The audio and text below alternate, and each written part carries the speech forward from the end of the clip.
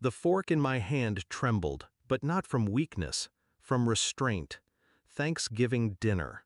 The table crowded with faces that once meant safety to me, faces now dripping with judgment. My mother's sneer cut first. "You've become a disgrace," she said, loud enough for my son, seated next to me, to hear. Aunt Linda snorted. My brother shook his head, pity painted across his smug mouth. Then my father stood. His voice cracked like a whip across the room. "Get!" The silence that followed wasn't silence at all. It was triumph.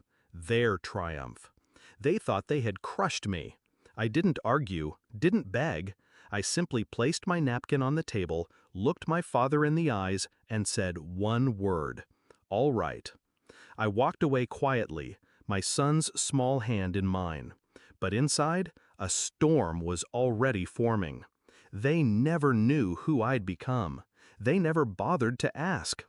10 years ago, when I found myself alone, abandoned by my ex-husband, and mocked by this same family, I promised myself one thing: I would rise. Not out of spite, but out of survival. I worked while others slept. I invested when others doubted. I built companies they couldn't pronounce, let alone understand. By 35, I had built an empire worth $58 million. And here's the cruel irony.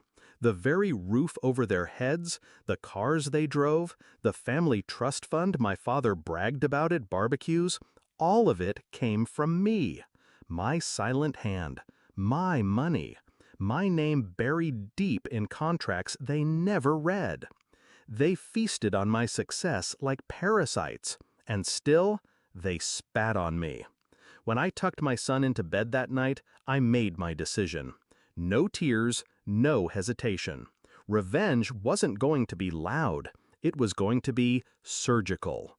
I opened my laptop. With a few clicks, I revoked access to the accounts I'd set up for them, froze the cards, canceled the automatic payments on the mortgage, the insurance, the cars.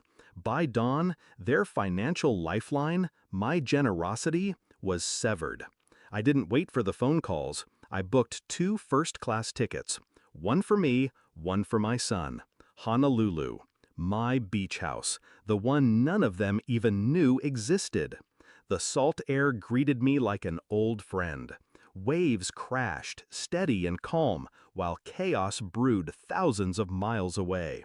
I sipped my coffee on the veranda as the messages flooded in.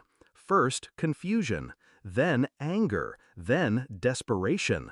Bank declined their transactions, mortgages unpaid, cars repossessed. Their inheritance vanished like smoke. My father's text came last. "What have you done?"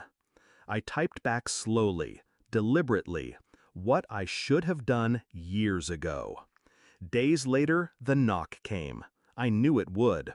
They found me. I opened the door to see them standing there, pale, desperate, stripped of arrogance. My father's voice cracked, no longer booming, just trembling. "We need to talk." I stepped aside, not to welcome them, but to watch them step into a house they had no claim to. They looked around, realizing the life I'd built, alone, the life they mocked me for chasing. Mom tried to speak, her tone softer now, almost pleading. "You can't just leave us like this." I smiled, calm, controlled. "You left me years ago. I just returned the favor." They begged, promised, tried to wrap it in love, in family, in obligation. But I saw the truth in their eyes. This wasn't about me. It was about what I gave them. I leaned forward, my words sharp as glass.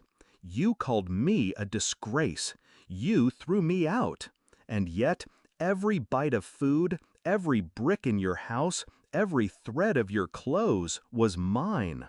You've been living in my shadow, feeding off me like leeches. But that ends tonight." Silence, heavy, crushing. Then I gave them the final cut. You wanted me gone? Congratulations, I'm gone, and so is everything you thought was yours. They left hollow, carrying nothing but the weight of their own cruelty. And I stayed, on my veranda, watching the waves, feeling lighter than I had in years. My son ran to me, laughing, free of all the tension that haunted our Thanksgivings. He didn't know yet what I had done. One day he would, and he would understand that silence is not weakness, it is precision. I wasn't the disgrace. I was the empire, and empires don't beg. They rise, they rule, and when betrayed, they erase.